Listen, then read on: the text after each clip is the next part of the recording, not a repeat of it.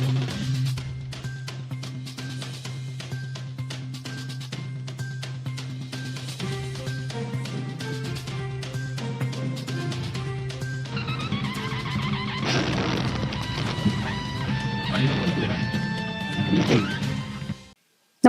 आपण पाहता Hirkani news. Hirkani news प्रत्येक क्षण ताज्या घडामोडी आणि महत्त्वाच्या प्रत्येक बातमीसाठी नेहमी तत्पर. सांगली साताऱ्याबाबत महायुतीचा मोठा निर्णय. फडणवीस शिंदे तटकरेंची एकत्रित बैठक. सांगली सातारा विधान परिषद निवडणुकीसाठी महायुतीमधील तीनही पक्षांमध्ये एकमत झाल्याची माहिती आहे.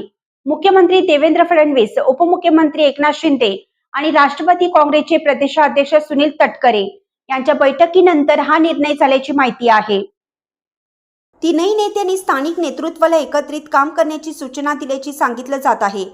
या मतदारसंघात भाजपकडून धैर्यशील कदम आणि राष्ट्रवादी काँग्रेस शरदचंद्र पवार पक्षाचे अभयसिंह जगताप यांच्यात निवडणूक होत आहे.